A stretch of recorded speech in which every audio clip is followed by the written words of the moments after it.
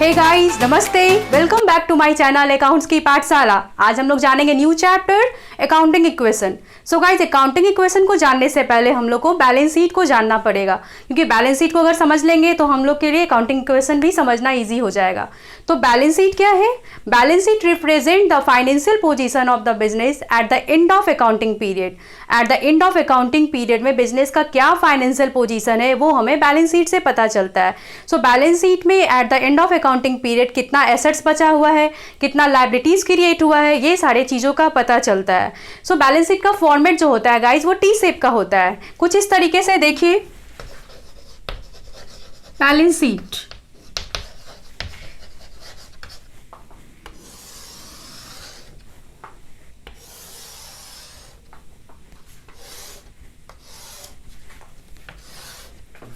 यहाँ हम लोग दिखाएंगे अमाउंट को and right hand side form के मेरा एसेट्स लिखाएगा एंड लेफ्ट हैंड साइड में हम लोग कैपिटल और लायबिलिटीज को दिखाते हैं, capital and liabilities. So guys, suppose form में at the end of accounting year मेरे पास ये सारा एसेट्स बचा हुआ है, cash and bank, debtors, stock, machinery, furniture. So guys, suppose ये एसेट्स मेरा 5 lakhs का है। हम लोग इसे यहां टोटल कर लेंगे और टोटल वाले लाइन को जो अमाउंट का होगा उसे हम लोग डबल लाइन से क्लोज करेंगे, ठीक है। उसके बाद आगे गाइस, बिजनेस के लास्ट में जो भी एसेट्स बचा हुआ है वो मेरा यहाँ पे रिप्रेजेंट है बैलेंस शीट में। तो बिजनेस में जो भी एसेट्स परचेज किया जाता है वो 2 तरीके से परचेज किया जाता है। आइदर वो कैपिटल से परचेज किया जाता है। कैपिटल उस अमाउंट को बोलते हैं जो बिजनेस स्टार्ट करने वक्त जो ऑनर होता है वो कुछ मनी इंट्रोड्यूस करता है बिजनेस में, मनी इंट्रोड्यूस करता है, कुछ मनी लगाता है, कंट्रीब्यूट करता है बिजनेस को स्टार्ट करने वक्त। आइदर वो कैश के फॉर्म में लाए या वो गुड्स के फॉर्म में लाए या फिर वो किसी एसेट्स के फॉर्म में लाए। तो सपोज वो कैपिटल में वो कुछ कैश दिया है, कुछ फंड दिया है और उस पैसे से हम लोग कुछ एसेट्स को परचेज किए हैं, ठीक है। लेकिन हम लोग को अगर और मनी का ज़रूरत है, बिजनेस को अगर और पैसे की ज़रूरत है तो वो आउटसाइडर से अपने मनी को बोरो करता है। जैसे कि किसी से क्रेडिट लेता है तो वो क्रेडिटर वहाँ पे मेरा क्रिएट हो जाता है, या फिर किसी से बैंक लोन लिया हो या फिर बैंक ओवरड्राफ्ट किया हो, तो इस तरीके से मेरा लायबिलिटीज क्रिएट हो जाता है, ठीक है। तो लायबिलिटीज में देखिए यहाँ पे कैपिटल और लायबिलिटीज में पहले तो कैपिटल जो बिजनेस स्टार्ट करने वक्त ऑनर के थ्रू दिया गया, उसके बाद लायबिलिटीज। लायबिलिटीज में किसी से क्रेडिट लिया है वो, या बैंक ओवरड्राफ्ट कर लिया, ठीक है। सपोज मेरा कैपिटल जो है वो 4 लाख इंट्रोड्यूस किया है, ठीक है। और क्रेडिटर और बैंक ओवरड्राफ्ट से मेरा 1 लाख रुपीज आया है, यानी ये टोटल मेरा 5 lakhs। सो गाइस, जो बिजनेस में जो 5 lakhs है जो कैपिटल इंट्रोड्यूस किया गया और जो आउटसाइडर से जो मनी बोरो किया गया उससे कुछ एसेट्स को परचेज किया गया, जैसे कि ये सारा एसेट्स। तो एसेट्स को 2 तरीके से परचेज किया जाएगा, आइदर वो कैपिटल फंड से या फिर आउटसाइडर से मनी बोरो करके, ठीक है। तो हमेशा जो बैलेंस शीट का जो इक्वल होगा वो राइट हैंड साइड और लेफ्ट हैंड साइड वो हमेशा इक्वल होगा। At any point of time ये दोनों इक्वल होगा, क्योंकि बिजनेस में जितने का भी मेरा अमाउंट है उतना ही का हम लोग एसेट्स परचेज किए। सपोज ये 5 लाख मेरा बिजनेस में पैसा है और उससे हम लोग 4 lakhs या 4,50,000 का एसेट्स परचेज किए, क्योंकि एक्यूरेट अमाउंट का तो परचेज नहीं हो सकता है। तो जो रेस्ट अमाउंट होगा उसे हम लोग कैश एंड बैंक बैलेंस में दिखा देंगे। तो इस तरीके से जितना मेरा लायबिलिटीज और कैपिटल होगा उतना ही मेरा एसेट्स भी होगा, ठीक है। सो गाइज, यहाँ पे जो ट्रांजेक्शन हुआ होगा बिजनेस में, कुछ मशीनरी परचेज हुआ होगा, तो हर एक ट्रांजेक्शन का डबल इम्पैक्ट पड़ता है। Every transaction has double effect. जैसे when machinery purchase for ₹1 lakh, अगर मशीनरी को 1 लाख रुपीज से परचेज किया गया तो बिजनेस से मेरा 1 लाख रुपीज बाहर गया और कुछ जो मशीनरी है वो मेरा बिजनेस में आया, ठीक है। यानी कि मेरा एसेट्स आया और बिजनेस से बाहर कैश गया। दूसरा एग्जांपल देख लीजिए, अगर कुछ हम लोग सेल किए, गुड्स को सेल किए, तो क्या हुआ, मनी रिसीव किए और गुड्स मेरे बिजनेस से बाहर गया। यानी हर टाइम क्या हो रहा है, every transaction has double effect, her transaction का डबल इफेक्ट पड़ रहा है। एक तो मेरा मशीनरी पे पड़ रहा है, दूसरा मेरा कैश पे पड़ रहा है, या फिर सेल कर रहे हैं तो मेरे गुड्स पे पड़ रहा है और मेरे कैश पे पड़ रहा है। और एग्जाम्पल ले लेते हैं, अगर सपोज हम लोग उसी मशीनरी को परचेज करते हैं क्रेडिट बेसिस पे, तो क्या हुआ, मशीन सपोज 1 लाख का है तो वो 1 लाख का मशीन तो मेरे बिजनेस में आ गया, लेकिन साथ ही साथ 1 लाख रुपीज मेरा ड्यूज हो गया जो क्रेडिटर को देना है, तो यहाँ पे मेरा लाइबिलिटीज भी क्रिएट हो गया। तो जितने अमाउंट से मेरा एसेट्स इंक्रीज करेगा उतने ही अमाउंट से मेरा लाइबिलिटीज भी इंक्रीज करेगा। ये दोनों करस्पॉन्डेंस चलता रहेगा। अगर increase and decrease of assets then increase and decrease of capital and liabilities, और अगर कैपिटल और लाइबिलिटीज में भी इंक्रीज डिक्रीज होगा तो एसेट्स में भी इंक्रीज डिक्रीज होगा। सो गाइज, इस बैलेंस शीट को हम लोग अकाउंटिंग इक्वेशन के फॉर्म में देखते हैं कि हम लोग कैसे इसको स्टेटमेंट में एक्सप्रेस कर सकते हैं। तो देखिए, इस बैलेंस शीट से एक फॉर्मूला ड्राइव होता है जो होता है assets equal to liabilities plus capital. Assets मेरा 5 लाख का है और assets equal to liabilities plus capital. तो लाइबिलिटीज कितना है, लाइबिलिटीज मेरा 1 लाख और कैपिटल कितना है 4 लाख, यानी टोटल एसेट्स मेरा 5 लाख। सो गाइज, ये जो फॉर्मूला है ये मेरा बेस अकाउंटिंग इक्वेशन है। तो कोई भी अकाउंटिंग इक्वेशन को जब हम लोग बनाएंगे तो ये मेरा बेस होगा अकाउंटिंग इक्वेशन के फॉर्मूला का, ठीक है। इसी फॉर्मूला से मेरा एक और फॉर्मूला ड्राइव हुआ है। जैसे क्या हो सकता है, अगर क्वेश्चन में दिया रहे कि लाइबिलिटीज निकालना है तो क्या हो जाएगा, liabilities equal to assets minus capital, ठीक है। अगर बोला जाएगा कि हमें कैपिटल निकालना है, ठीक है, तो कैपिटल इक्वल टू क्या हो जाएगा, capital equal to assets minus liabilities.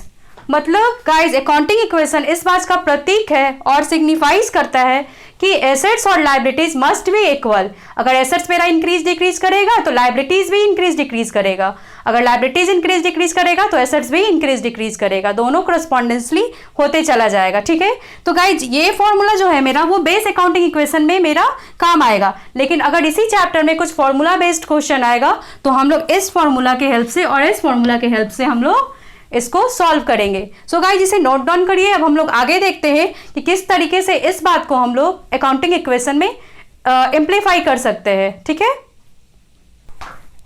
So guys, मेरे पास कुछ ट्रांजैक्शन है जिससे कि हम अभी अकाउंटिंग इक्वेशन को बनाएंगे। सो गाइस, जैसे कोई राम नाम का व्यक्ति है और वो अपना बिजनेस स्टार्ट किया है तो फॉलोइंग ट्रांजैक्शन उसके बिजनेस में पास किया गया है। तो चलिए अब हम लोग बनाते हैं अकाउंटिंग इक्वेशन को। तो अकाउंटिंग इक्वेशन को बनाने से पहले 3 चीज को याद रखिएगा। जैसे कि हम अभी बताएं कि कोई भी ट्रांजैक्शन है, एवरी ट्रांजैक्शन हैज 2 इफेक्ट। कोई भी ट्रांजैक्शन का डबल इफेक्ट होगा। जैसे कि फॉर एग्जांपल हम लोग गुड्स परचेज करेंगे फॉर कैश, तो क्या होगा, गुड्स आएगा बिजनेस में और बिजनेस से बाहर मेरा कैश जा रहा है। या फिर मशीनरी परचेज किए तो क्या हुआ, मशीनरी आया और कैश मेरा गया। या फर्नीचर को सेल किए तो बिजनेस में क्या हुआ, पैसा आया और फर्नीचर मेरे बिजनेस से बाहर गया।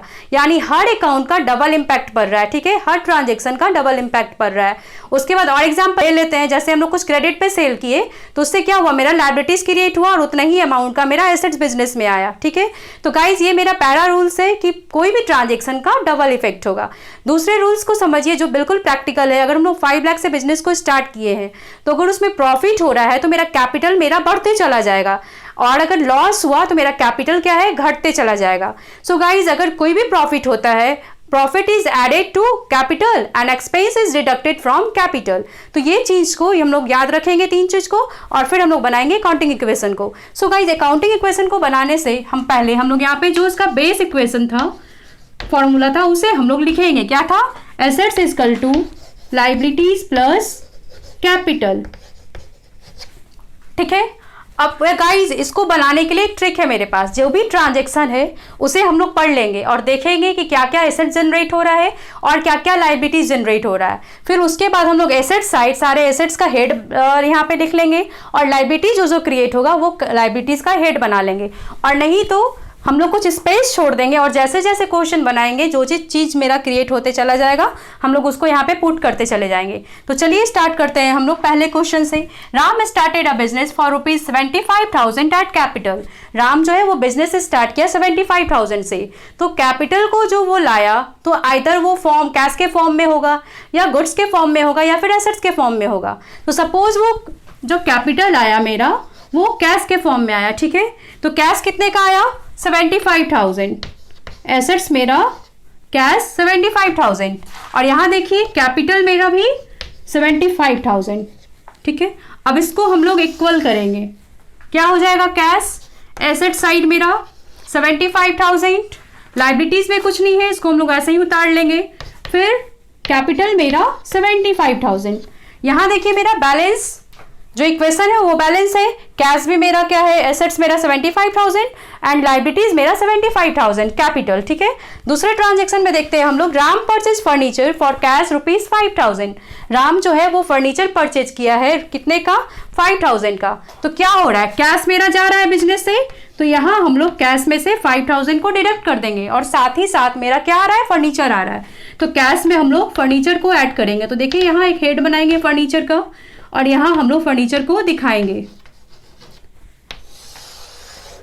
और इसे हम लोग एज यूजुअल उतार लेंगे, ठीक है।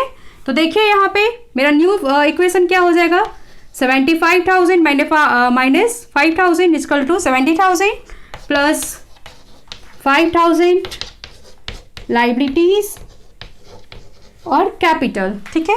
यहाँ देखिए 70,000 प्लस 5,000, कैपिटल मेरा 75,000 है और लाइबिलिटीज भी मेरा 75,000 है।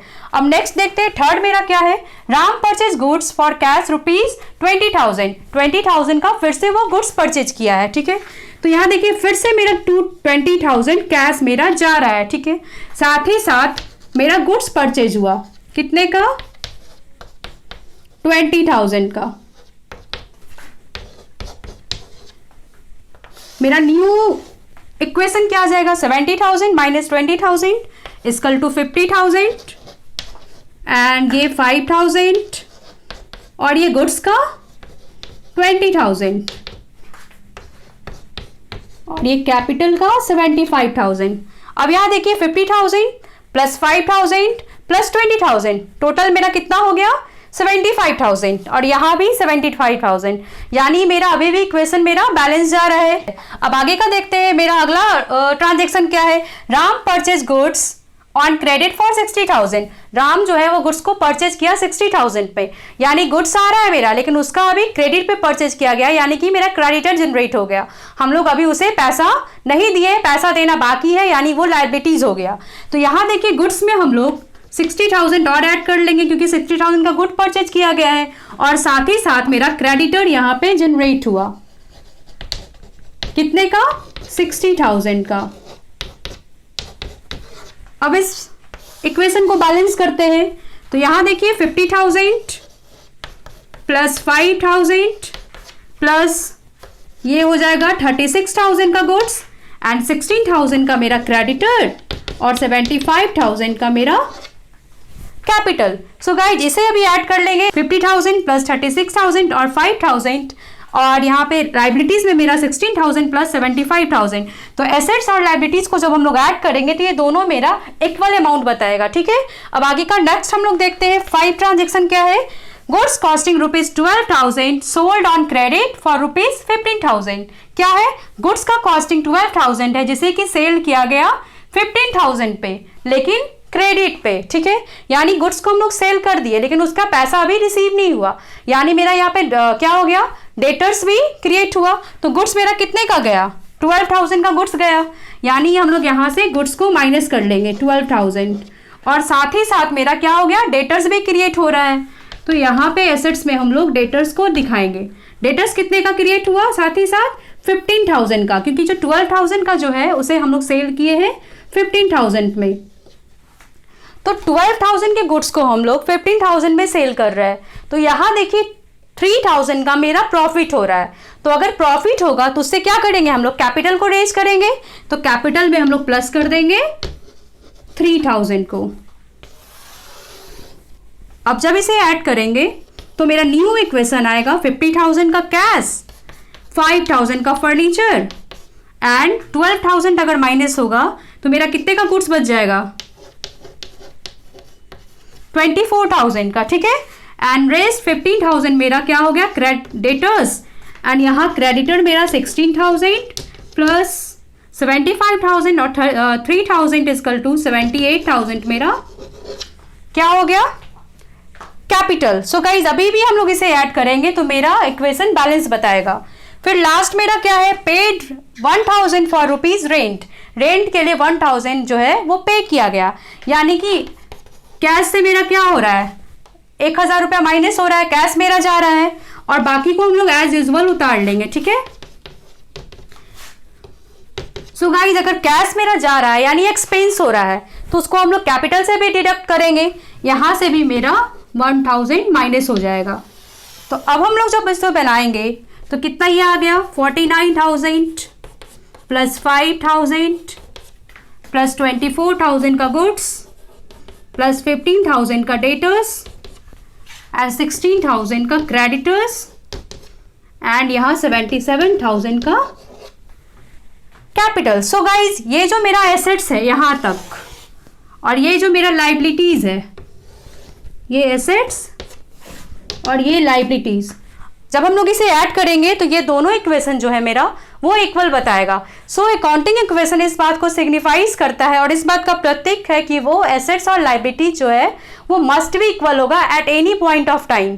अगर मेरा एसेट्स बढ़ेगा तो लाइबिलिटीज भी बढ़ जाएगा, अगर लाइबिलिटीज बढ़ेगा या घटेगा तो एसेट्स भी बढ़ेगा और घट जाएगा।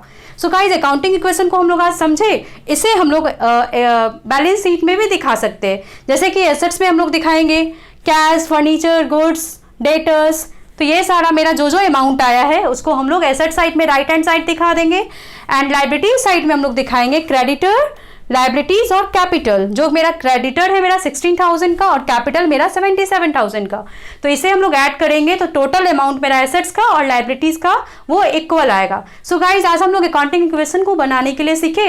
अगले क्लास में कुछ इससे एडवांस क्वेश्चन सीखेंगे जिससे हम लोग पूरा चैप्टर को कवर करें। ठीक है गाइज, तो आज के वीडियो को यहीं पे खत्म करते हैं और फिर से मिलते हैं अकाउंट्स की पाठशाला में, वेयर मनी टॉक्स।